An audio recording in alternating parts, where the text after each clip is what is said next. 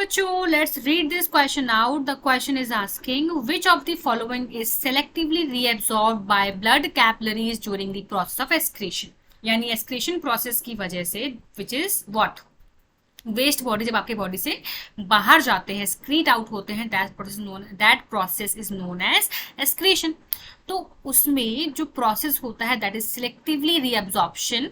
ठीक है, वो कौन कौन से एलिमेंट्स का या मैं कहूँ मॉलिक्यूल्स का, मिनरल्स का होता है. तो first of all, what is selective reabsorption. तो बच्चों, जो आपकी ट्यूब्यूल होती है नेफ्रॉन की, उसमें क्या फ्लो कर रहा है, सिक्रीट फिल्टर्ड आउट प्रोडक्ट. ठीक है, यानी जो ग्लोमेरुलस ट्यूब्यूल था वहां पे टफ्ट ऑफ कैपिलरीज थी. ठीक है, जिनकी वजह से क्या हुआ, अल्ट्रा फिल्ट्रेशन हुआ, क्योंकि यहाँ पे प्रेशर था, ग्लोमेरुलस प्रेशर था यहाँ पे, है ना.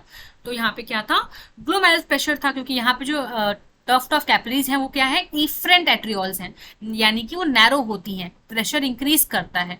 तो ग्लोमेरुलस ब्लड प्रेशर की वजह से यहाँ पे ब्लड क्या है, फिल्टर होता है. फिल्टर होकर जितना भी वेस्ट मटेरियल है वो यहाँ आता है, बाकी चीजें यहाँ से नॉर्मल ब्लड निकल जाता है, यानी ब्लड का जो भी काम की चीजें नहीं है वो यहाँ पे फ्लो करेंगी.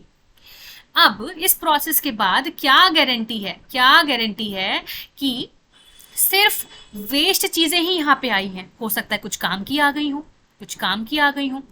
अब काम की चीजों को तो हम स्क्रीन आउट कर नहीं सकते, उनको वापस से रीअब्सॉर्ब करना पड़ेगा, ब्लड कैपिलरीज उनको वापस से लेकर जाएंगे अपने साथ. सो उस प्रोसेस को बोलते हैं सेलेक्टिवली रीअब्सॉर्प्शन, यानी काम की चीजें वापस एब्सॉर्ब किया जाएगा, रीअब्सॉर्ब होंगी.